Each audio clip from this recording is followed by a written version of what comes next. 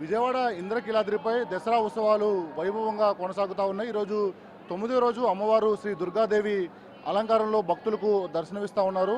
ఉదయం నుంచి కూడా దుర్గాదేవి అమ్మవారిని దర్శించుకునేందుకు పెద్ద ఎత్తున భక్తులందరూ కూడా ఇంద్రకీలాద్రికి తరలి వస్తూ ఉన్నారు. మొత్తం అన్ని క్యూ లైన్లన్నీ కూడా భక్తులతో నిండిపోయిన పరిస్థితి కనిపిస్తూ ఉంది. నిన్న మూలా నక్షత్రం రోజు దాదాపు 3 లక్షల పైగా భక్తులు అమ్మవారిని దర్శించుకున్నారు. ఈ రోజు కూడా క్రౌడ్ ఉదయం నుంచి కూడా అంతే విధంగా కనిపిస్తూ ఉంది. మనం చూడొచ్చు మొత్తం అన్ని క్యూ లైన్లు కూడా ఉచిత దర్శనాలు చేసి ఉచితంగానే అందరినీ భక్తులందరినీ కూడా దర్శనానికి పంపిస్తూ ఉన్నారు. మొత్తం అన్ని దాదాపు అంటే అటు 500, 100, 300 2 ఉచిత క్యూ లైన్లన్నీ కూడా పూర్తిగా కిటకిటలాడుతూ ఉన్నాయి.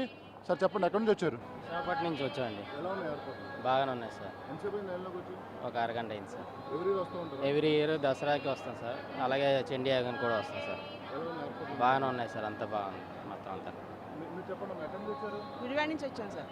ఎలా ఉన్నాయి ఏర్పాట్లు? అమ్మవారి ఏర్పాట్లను బాగా చేశారు అయ్యగారు బాబు గారా డైలీ ఎలా బాబు. అనిపిస్తాం అమ్మవారి దర్శనం? అమ్మవారి దర్శనం ఎన్నిసార్లు చేసినా ఇంకా చేసుకోవాలనిపిస్తుంది అండి.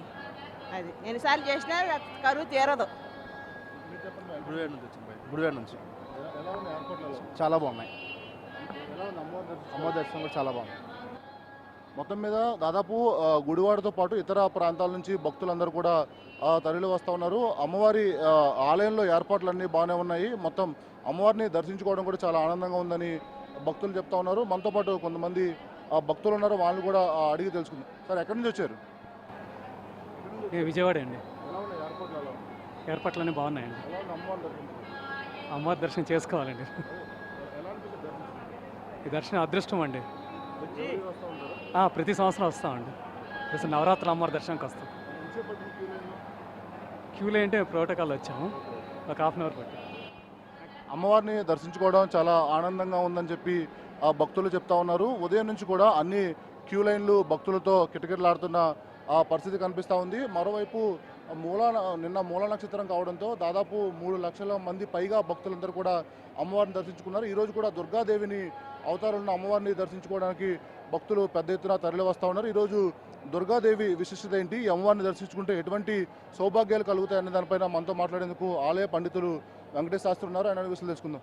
స్వామి, చెప్పండి స్వామి, ఈరోజు అమ్మవారు దుర్గాదేవి అలంకారంలో భక్తులు దర్శనమిస్తూ ఉన్నారు. ఈ అమ్మవారి విశిష్టత ఏంటి? దుర్గమాసుర సంహారం చేయటానికి వచ్చి అమ్మవారు ఆ స్వరూపంతో ఈరోజు దర్శనమిస్తూ ఉన్నారు.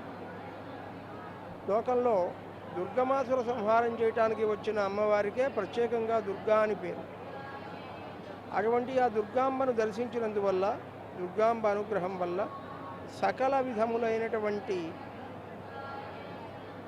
కష్టములు, నష్టములు, విచ్ఛేదాలన్నీ కూడా తొలగిపోయి సమస్తమైనటువంటి శుభాలు కలుగుతాయి అమ్మవారి అనుగ్రహంతో.